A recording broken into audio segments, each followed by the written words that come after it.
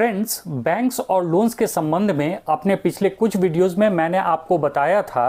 कि सिक्योर्ड और unsecured loan और क्रेडिट कार्ड क्या होते हैं, फिक्स डिपॉजिट के अंतर्गत लोन लेने के क्या फ़ायदे या नुकसान हैं। इसी क्रम को आगे बढ़ाते हुए आज इस वीडियो में मैं चर्चा करने वाला हूं कि क्या लोन अकाउंट को क्लोज कराना और लोन अकाउंट में वन टाइम सेटलमेंट कराना एक ही चीज़ है या दोनों में अंतर है। इन दोनों के बीच के अंतर को समझाते हुए आपको यह भी बताऊंगा कि वन टाइम सेटलमेंट के क्या फ़ायदे और नुकसान हैं, और इस बात पर भी चर्चा करूंगा कि अगर भविष्य में किसी भी लोन में आपको वन टाइम सेटलमेंट कराना पड़ा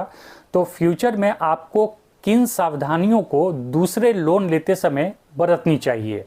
तो चलिए स्टार्ट करते हैं अपना वीडियो और जानते हैं लोन अकाउंट क्लोजर और वन टाइम सेटलमेंट के अंतर को। फ्रेंड्स, जब भी आप बैंक से लोन लेते हैं और अगर लगातार 3 EMI आपने पे नहीं किया है, यानी कि 90 दिनों तक आपने आपका EMI नहीं पे किया है, तो बैंक के खतरे की घंटी बज जाती है। बैंक आप पर डाउट करने लगता है कि जो लोन आपने लिया है वह लोन आप समय पर पे करने में सक्षम हो या नहीं। बैंक की इस हड़बड़ाहट का सबसे बड़ा कारण है बैंकों में बढ़ता NPA यानी कि नॉन परफॉर्मिंग एसेट। अगर बातचीत के क्रम में बैंक को यह लग जाता है कि आपके खराब फाइनेंशियल स्थिति के कारण आप लोन रीपेमेंट करने में सक्षम नहीं हो, तो फिर वह आपको एक OTS यानी कि वन टाइम सेटलमेंट का ऑफर देता है। अधिकतर व्यक्ति बिना सोचे समझे इस वन टाइम सेटलमेंट को एक्सेप्ट भी कर लेते हैं और इस प्रकार से वन टाइम सेटलमेंट के जरिए बैंक अपने पैसे की रिकवरी की भरपूर कोशिश करता है। अब यहाँ पर हम लोग समझेंगे कि लोन अकाउंट क्लोज करने और वन टाइम सेटलमेंट में क्या अंतर है। तो जब भी आप बैंक से किसी भी तरह का कोई लोन लेते हैं और वह लोन इंटरेस्ट के साथ समय पर आप बैंक को पे कर देते हैं, तो आपका लोन अकाउंट जो है वह क्लोज्ड हो जाता है और आपके लोन अकाउंट के स्टेटस में भी यह शो करेगा कि आपका लोन अकाउंट जो है वह क्लोज्ड हो चुका है। लेकिन वन टाइम सेटलमेंट जो है वह बिल्कुल अलग है लोन अकाउंट क्लोजर से। वन टाइम सेटलमेंट के अंतर्गत बैंक बहुत सारे केसेस में आपके लोन अकाउंट पर लगने वाले पेनल्टीज को माफ कर देता है और आपको सिर्फ मूलधन और इंटरेस्ट जो है वह वन टाइम सेटलमेंट के अंतर्गत चुकाना होता है। कुछ केसेस में बैंक जो है वह पेनल्टी के साथ इंटरेस्ट भी माफ कर देता है और आपको सिर्फ लोन की रकम वापस बैंक को वन टाइम सेटलमेंट के अंतर्गत लौटानी होती है।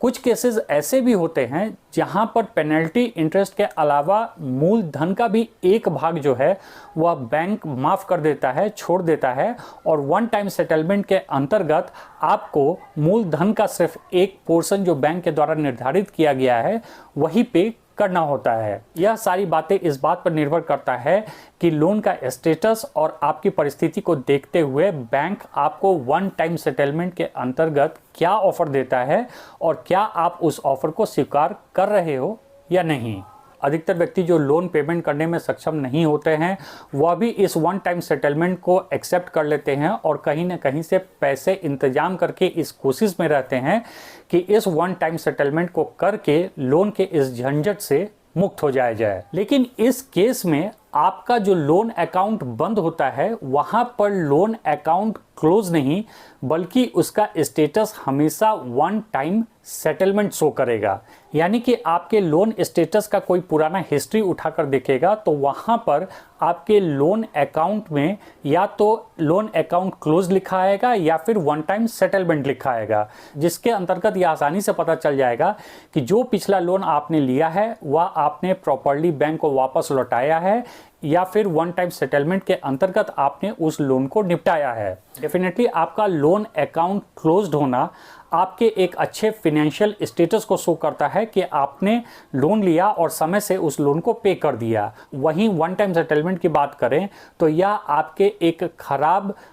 लोन रीपेमेंट का हिस्ट्री बयां करेगा, और यही मेजर डिफरेंस है लोन अकाउंट क्लोज होने और वन टाइम सेटलमेंट के बीच। अब वन टाइम सेटलमेंट करा के तो आप झंझट से मुक्त हो गए, लेकिन इसके कुछ दुष्परिणाम भी होते हैं जिसे आपको समझने की आवश्यकता है। वन टाइम सेटलमेंट का सबसे बड़ा दुष्परिणाम यह होता है कि आपका क्रेडिट स्कोर जो है वह 100 पॉइंट तक नीचे चला जाता है, जो आपके खराब फाइनेंशियल स्टेटस को शो करता है। दूसरा सबसे बड़ा दुष्परिणाम यह होता है कि आपके क्रेडिट हिस्ट्री में आपका जो भी लोन अकाउंट है वह हमेशा वन टाइम सेटलमेंट के रूप में अगले 7 सालों तक नजर आएगा और नतीजा यह होगा कि आपके खराब क्रेडिट स्कोर और आपके क्रेडिट हिस्ट्री में दर्शाए गए one time settlement loan account के कारण अगले 7 सालों तक जरूरत पड़ने पर आपको लोन मिलना बहुत मुश्किल हो जाएगा। न सिर्फ लोन मिलना बल्कि हो सकता है कि आपके खराब क्रेडिट स्कोर के कारण फ्यूचर में आपको किसी भी प्रकार का क्रेडिट कार्ड भी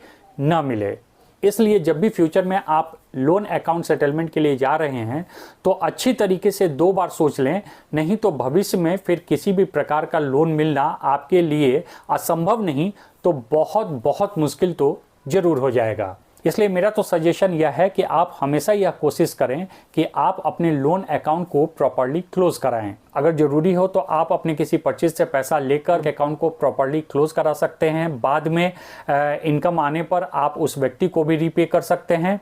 या फिर अगर आपके पास किसी भी प्रकार का कोई फिक्स डिपॉजिट है, कोई एसेट है, तो उसे आप डिस्पोज कराकर प्रॉपर्ली अपने लोन अकाउंट को क्लोज करा लें। हालांकि अगर आपने वन टाइम सेटलमेंट भी कर लिया है तो बैंक आपको यह एक ऑप्शन जरूर देता है कि बाद में आप लोन के बाकी पैसे चुकाकर अपने लोन अकाउंट को वन टाइम सेटलमेंट से क्लोज लोन अकाउंट करवा सकते हो। अब ये ऑप्शंस तो हमारे पास मौजूद हैं, लेकिन एक प्रैक्टिकल प्रॉब्लम यह है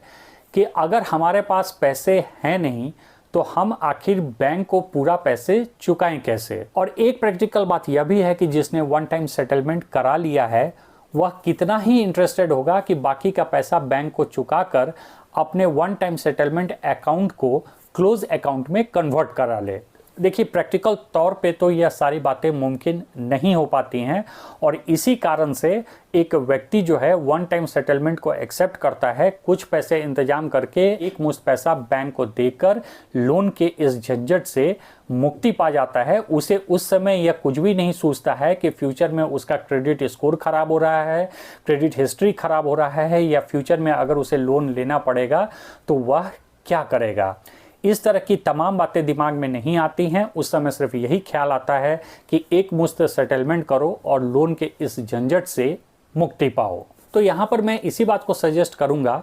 कि सबसे पहले तो आप यही कोशिश करें कि आप अपना लोन अकाउंट प्रॉपर्ली सारा लोन और इंटरेस्ट के साथ पे करके क्लोज कराएं, न कि वन टाइम सेटलमेंट के लिए जाएं। लेकिन जब आप वन टाइम सेटलमेंट के लिए जा ही रहे हैं और आपने वन टाइम सेटलमेंट एक्सेप्ट कर लिया है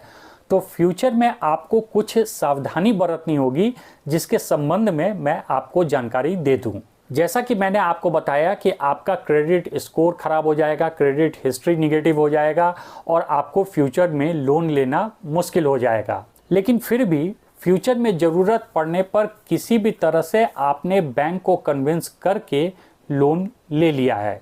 तो इस बात का हमेशा ध्यान रखें कि जब भी आप दूसरा लोन ले रहे हैं और उसके पहले वाला लोन आपने वन टाइम सेटलमेंट किया है, तो दूसरा लोन जो आपने लिया है उसका EMI आपको बिल्कुल समय पर भरना होगा। वहां पर फिर गलती की कोई गुंजाइश नहीं है। इसके अलावा जो यह दूसरा लोन है वह भी आपको समय पर इंटरेस्ट के साथ बैंक को रीपेमेंट करना होगा। अगर यहाँ पर EMI देने में आपने देरी की या फिर अगर आप वन टाइम सेटलमेंट के लिए गए तो फिर आपका क्रेडिट स्कोर और हिस्ट्री इतना ख़राब हो जाएगा कि इसके बाद फ्यूचर में फिर चाह कर भी या ज़रूरत पड़ने पर भी आपको किसी भी बैंक या फिनेंशियल इंस्टीट्यूशन से किसी भी प्रकार का लोन नहीं मिलेगा। इसलिए इस बात का ध्यान रखें कि दूसरी बार गलती की कहीं कोई गुंजाइश नहीं है। अगर आप किसी भी प्रकार से बैंक को कन्विंस करके लोन ले भी रहे हो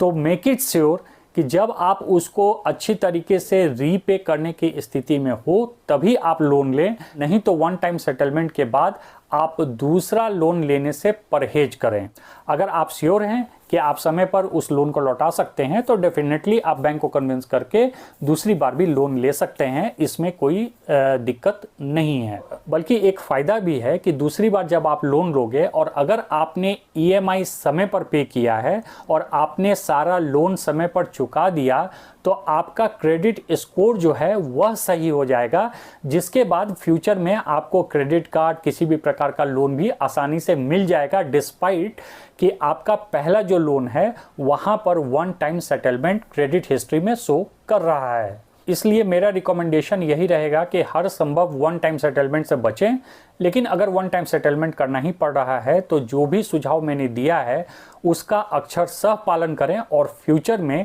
सावधानी बरतें। आशा करता हूं मेरा यह वीडियो आपको पसंद आया होगा और इन्फॉर्मेटिव लगा होगा। Thanks for watching.